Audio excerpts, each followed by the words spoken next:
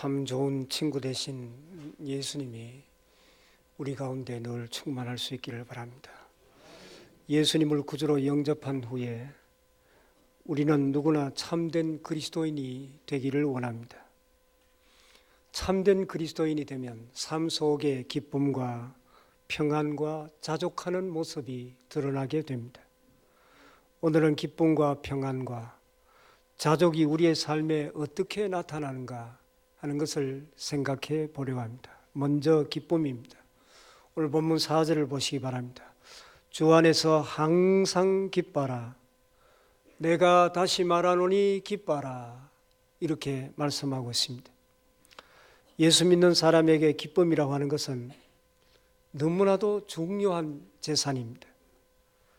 만일 우리가 주님을 믿는다고 하면서 우리의 마음에 기쁨이 없다고 생각해 보십시오. 하나님을 믿는데 염려와 근심과 걱정이 가득하고 얼굴을 찡그리고 그렇게 다니면 사람들이 예수 믿을 마음이 생기겠습니까? 전도가 되겠습니까? 반대로 예수 믿는 사람이 어려움이 있고 고난이 닥쳐왔는데 마음속에 기쁨이 늘 충만하다면 안 믿는 사람들이 그 비결이 무엇인지 궁금해할 것이 아니겠습니까?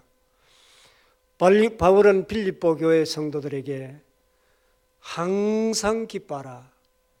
내가 다시 말하노니 기뻐라. 이렇게 권면하고 있습니다. 바울이 강조하는 것은 우리가 예수님을 통해서 얻은 기쁨 때문에 그 구원의 기쁨이 우리 안에 늘 충만하다는 것입니다. 여러분, 구원은 우리의 기쁨의 기초가 되는 것입니다. 여러분 안에 구원의 기쁨이 있습니까? 바울은 거듭 기뻐하라고 말씀하고 있습니다. 그러면 여러분 안에 정말 세상이 빼앗아갈 수 없는 기쁨이 우리 속에 충만합니까? 기쁨보다 오히려 근심, 걱정이 더 많지는 않습니까? 그러나 우리 안에는 기뻐할 수 없는 상황이 있어도 기뻐할 수 있는 예수님이 계시다는 것을 믿으시기를 바랍니다. 바울이 말하는 가장 중요한 것은 바로 구원의 기쁨입니다. 이것이 성도들의 기쁨의 기초가 되어야 됩니다. 이것을 사도 베드로는 베드로전서 1장 8절에서 예수를 너희가 보지 못하였으나 사랑하는도다. 이제도 보지 못하나 믿고 말할 수 없는 영광스러운 즐거움으로 기뻐하니. 우리가 지금 예수님을 직접 우리 육신의 눈으로 볼 수는 없지만은 그분을 믿고 그분이 오실 때 우리에게 나타날 말할 수 없는 영광스러움으로 말미암아 우리는 기뻐한다는 것입니다. 여러분, 기쁨의 근거는 예수님이어야 됩니다. 예수님 때문에 기뻐하시기를 바랍니다.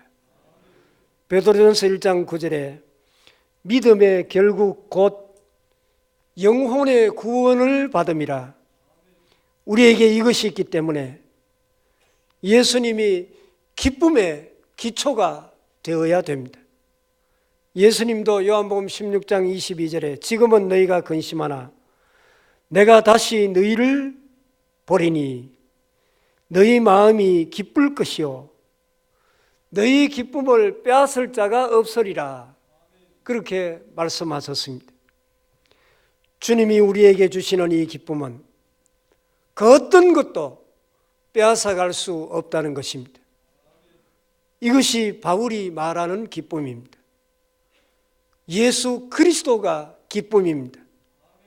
이 기쁨이 매일 살아있기를 바랍니다. 그런데 우리가 이 땅 위에 살아가면서 우리를 구원하여 주신 주님이 우리 안에 계시기 때문에 우리 안에는 늘 기쁨이 샘솟듯 일어나는 것이 사실입니다마는, 그러나 이 기쁨이 가끔 가다가 감추어져 버릴 때가 없지 않아 있습니다. 예배가 끝나고 나가는 순간부터 일주일 동안 수많은 문제들이 계속해서 우리에게 바람처럼 불어옵니다. 그래서 이 문제들이 우리의 구원의 기쁨을 가리는 경우가 없지 않아 있다는 것입니다. 지금 사도 바울 역시 로마 감옥에 갇혀 있습니다. 그런데 갇혀 있는 바울이 내가 감옥에서 간신히 참고 견딘다, 그렇게 말하고 있지 않습니다. 본문 4절 말씀 보면 바울이 감옥 속에서도 주 안에서 항상 기뻐라, 내가 다시 말하노니 기뻐라. 바울은 지금 감옥에 갇혀 있지만은 마음의 기쁨이 충만하다는 것입니다.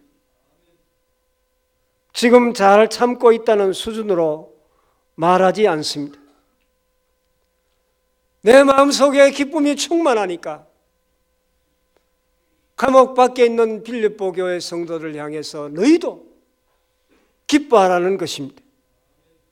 여러분, 문제가 그 구원의 기쁨을 삼킬 때가 오는데 그럼에도 불구하고 어떻게 기뻐할 수가 있겠습니까? 오늘 말씀에 답이 있습니다. 4절에 주 안에서 항상 기뻐라. 주 안에서가 답입니다. 수많은 문제가 바람처럼 계속 밀려오는데 어떻게 기뻐할 수 있느냐?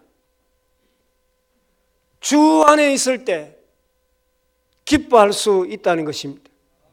이것이 무슨 말씀입니까?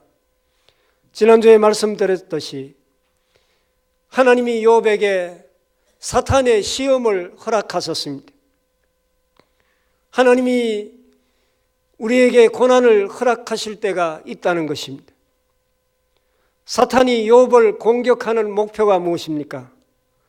사탄은 하나님이 욥에게 복을 많이 주셨기 때문에 하나님을 찬송하고 하나님 앞에 감사한다는 것입니다.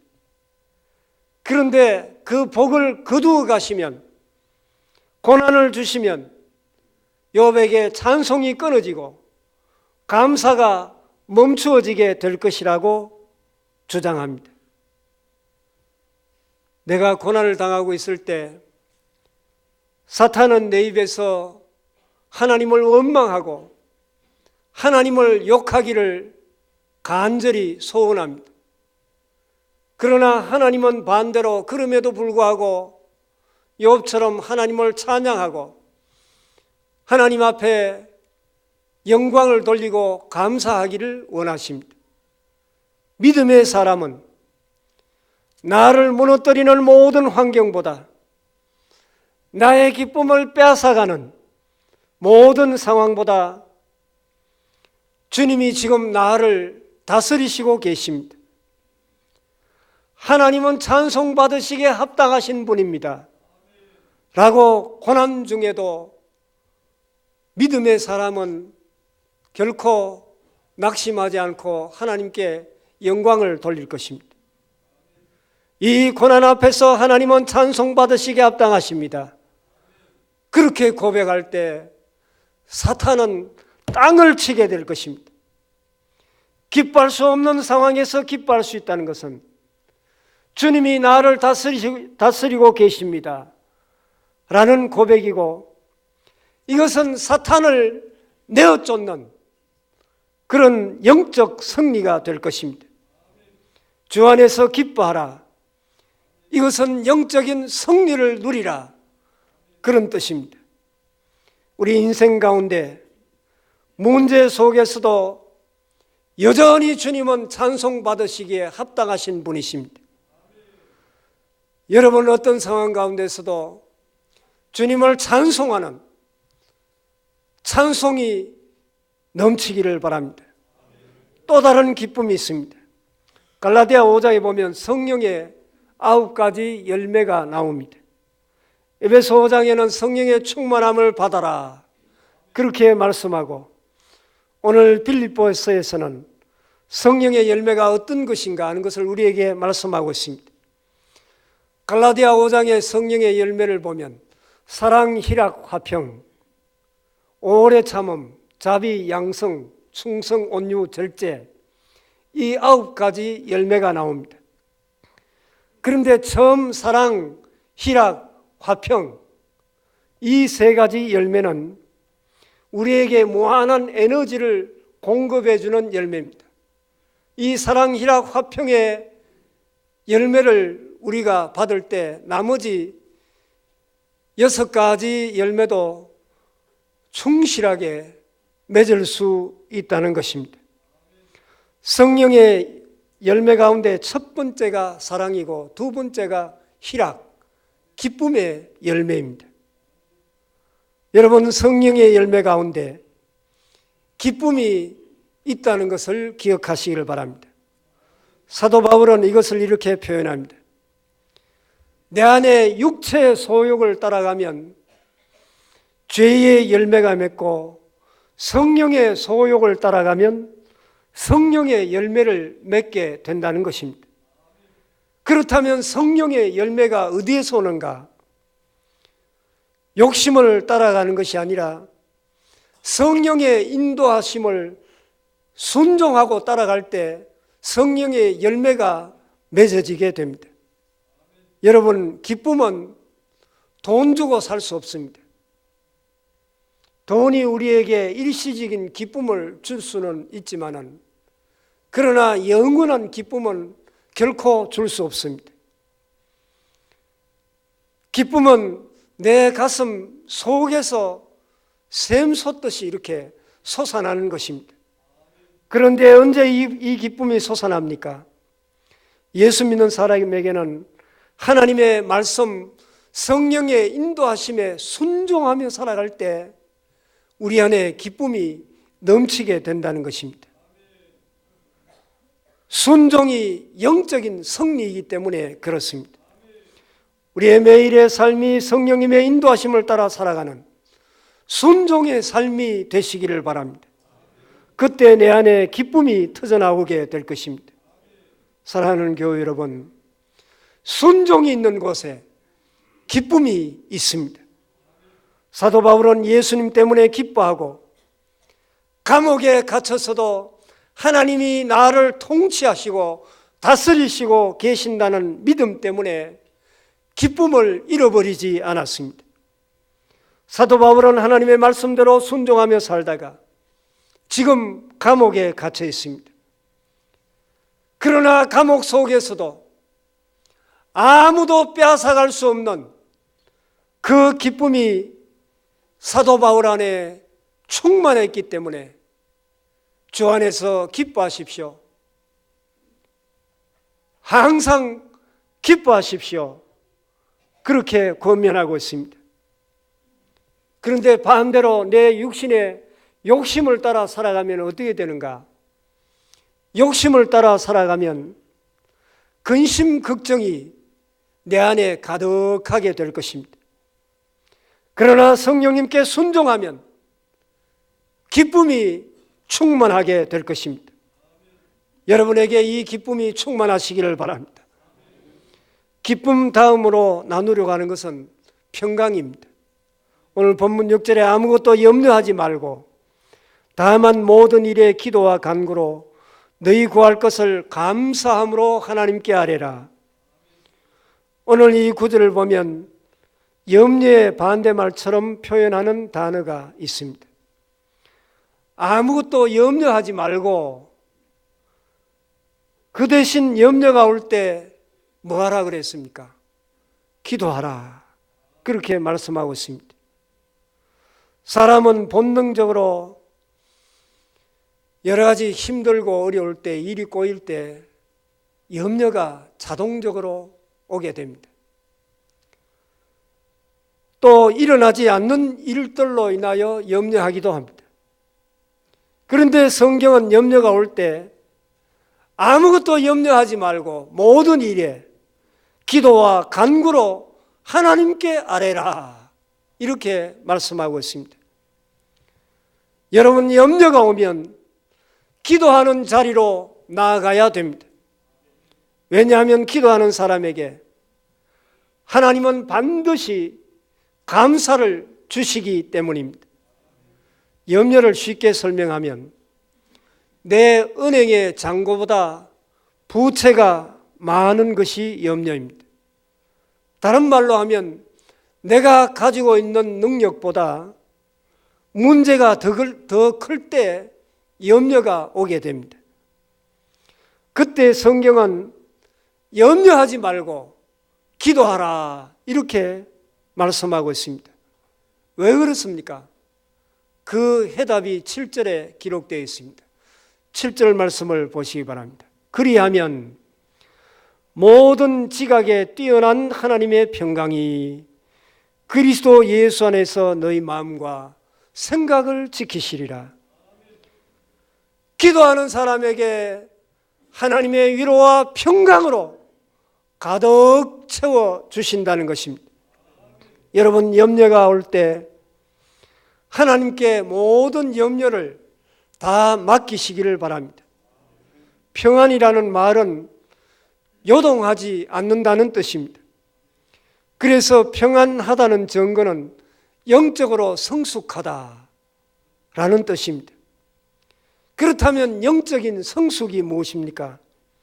영적인 성숙은 내 자아, 지성과 감정과 의지가 성령님의 통치를 받아 하나님 안에서 온전하게 자라나는 것을 말합니다.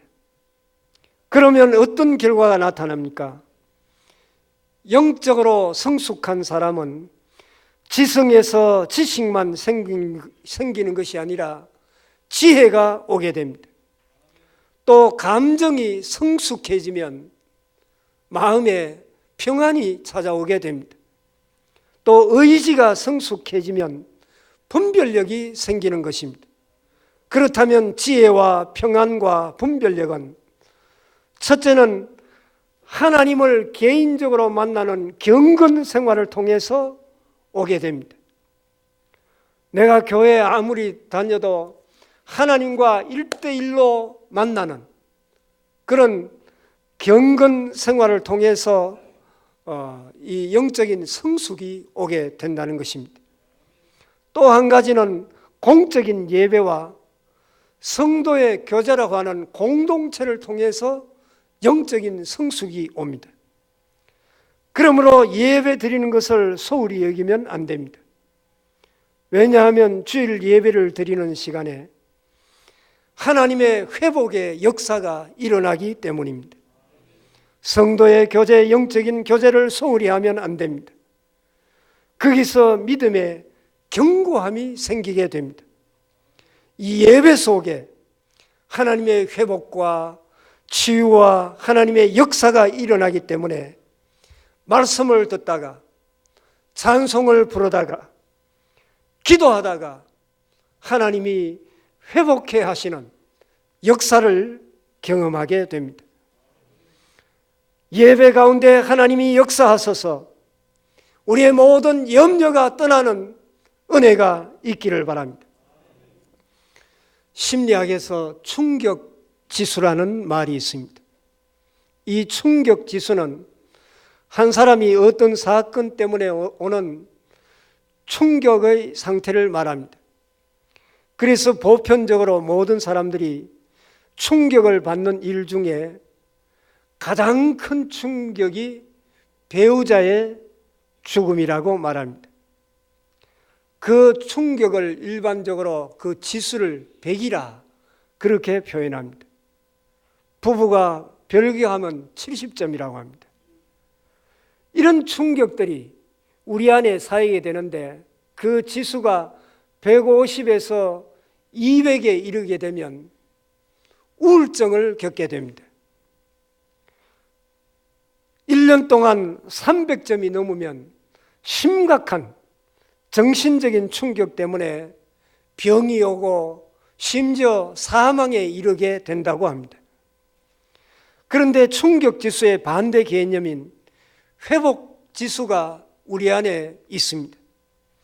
이것이 미국의 유펜 대학 교수들이 발견했는데, 문제가 있는 가정의 아이들 850명을 쭉 추적하면서 30년 동안 연구를 했습니다.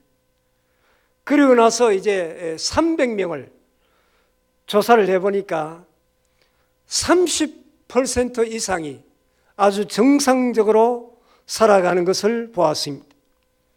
그래서 이분들이 발견한 것이 바로 회복지수인데, 사람은 충격을 받지만은 또 이것을 회복하는 힘이 인간에게 있다는 것입니다.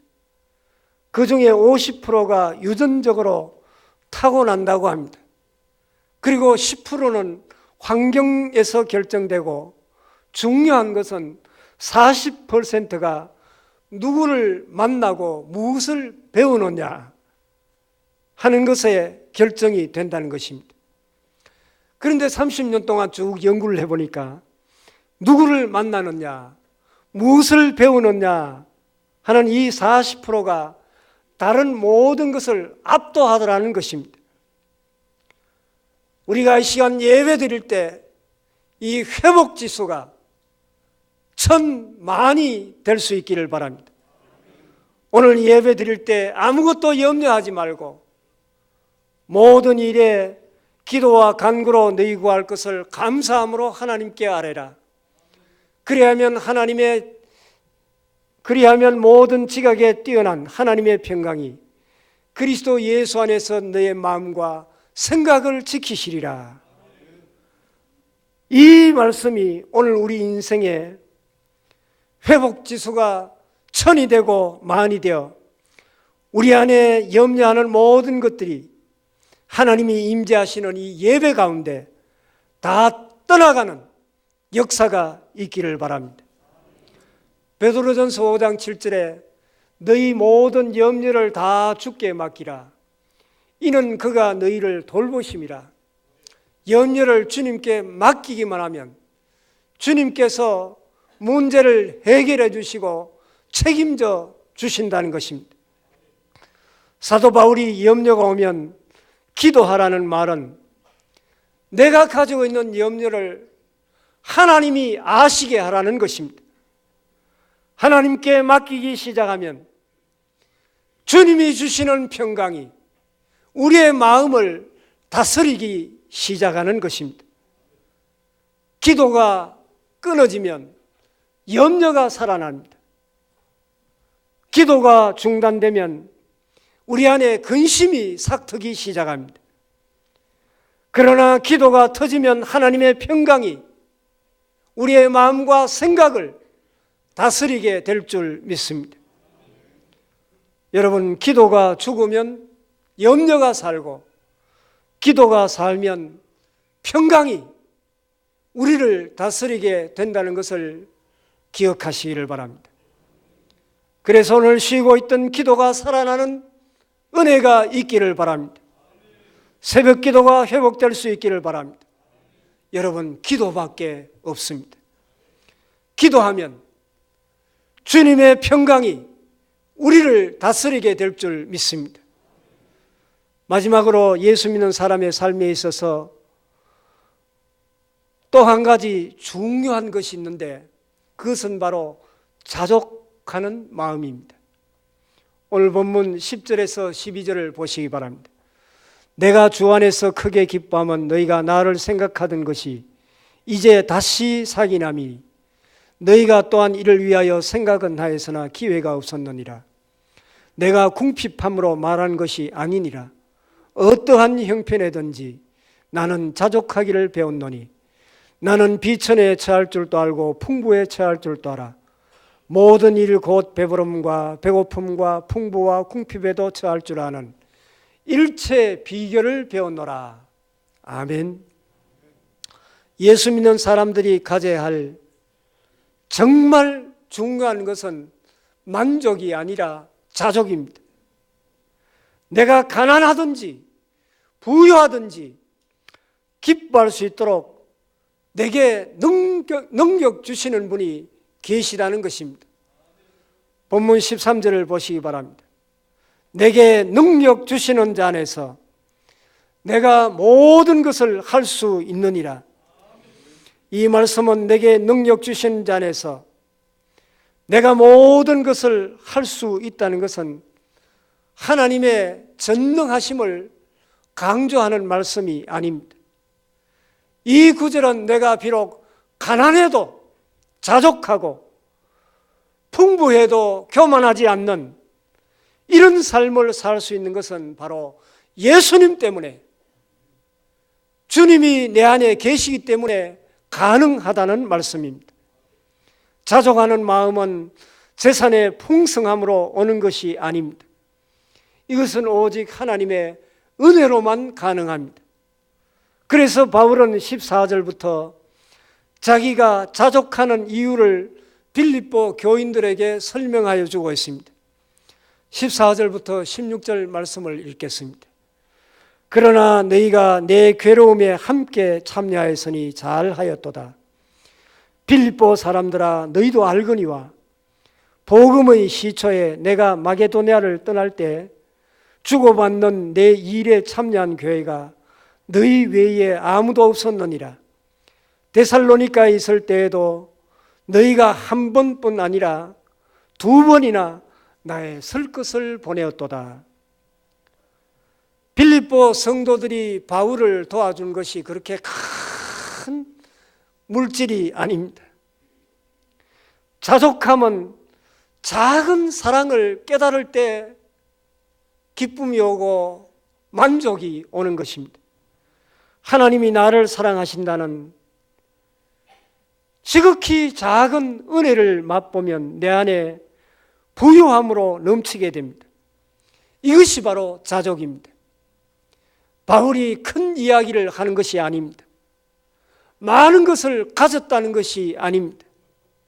내가 선교하는 중에 하나님께서 저 어려운 교회를 통해서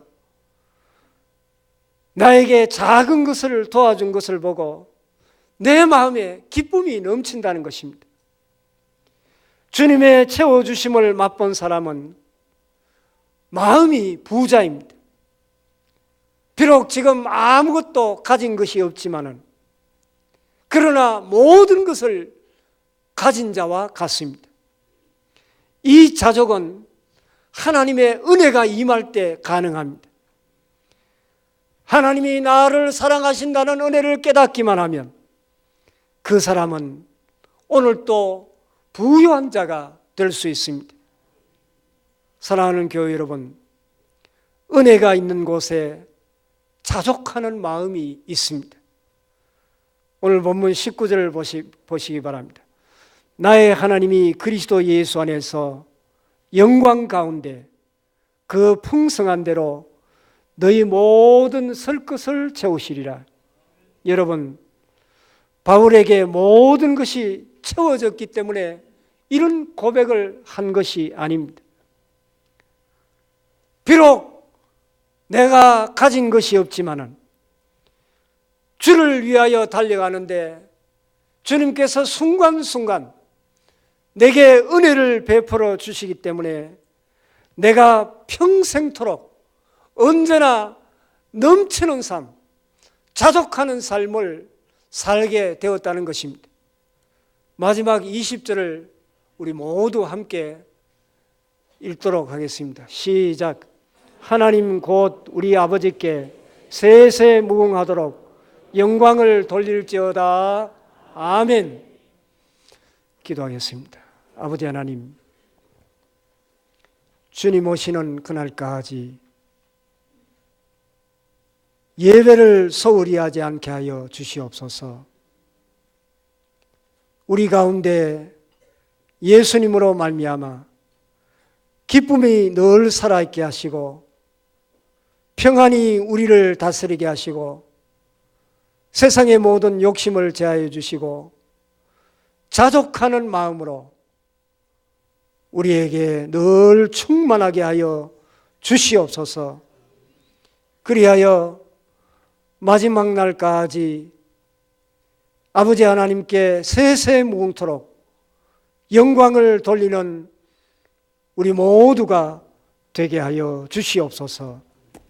예수님 이름으로 기도하옵나이다. 아멘.